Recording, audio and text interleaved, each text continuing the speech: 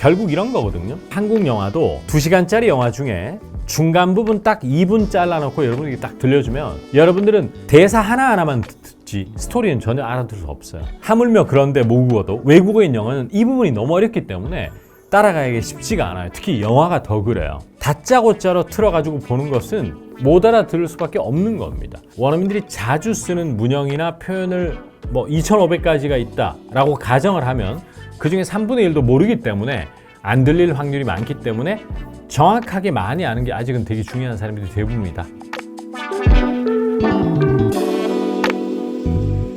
특히나 영화관에 가면 전 영화 하나도 안 들려요. 이런 사람. 또 넷플릭스 드라마를 보면 거의 안 들려요. 이런 사람들은 결국 이런 거거든요.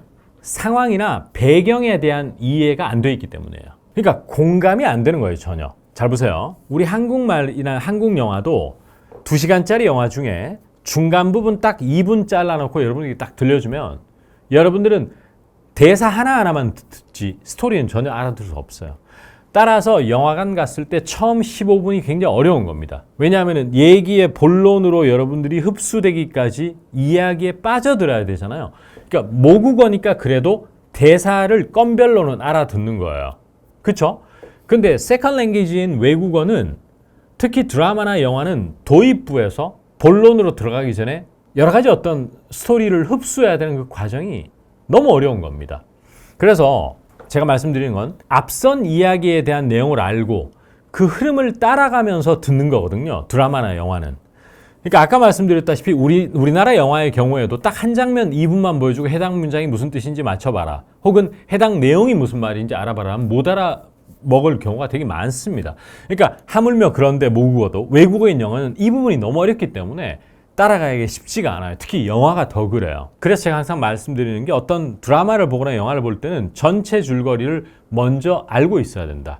그 다음에 등장인물 간의 관계를 꿰뚫고 있어야 돼요. 그리고 봐야지 다짜고짜로 틀어가지고 보는 것은 못 알아들을 수밖에 없는 겁니다. 이것도 매우 중요하더라. 그 말씀을 한번 드려보는 것이죠. 결국에는 청취가 좀 편하게 한 7, 80%까지는 돼야 된다. 청취가 한 20, 30%밖에 안 되면서 저는 그래도 외국 사람 만나면 얘기 좀 하는 편이에요 라고 하는 것은 자기 방식대로 얘기할 확률이 굉장히 높다. 그리고 또 표현을 정교하게 못할 확률이 굉장히 높은 것이다.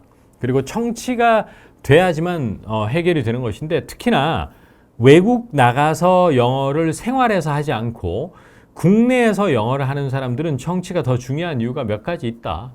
뭐냐 하면은 우선 정보를 흡수하거나 집에서 드라마를 보면서 청취를 할 확률이 훨씬 높잖아요.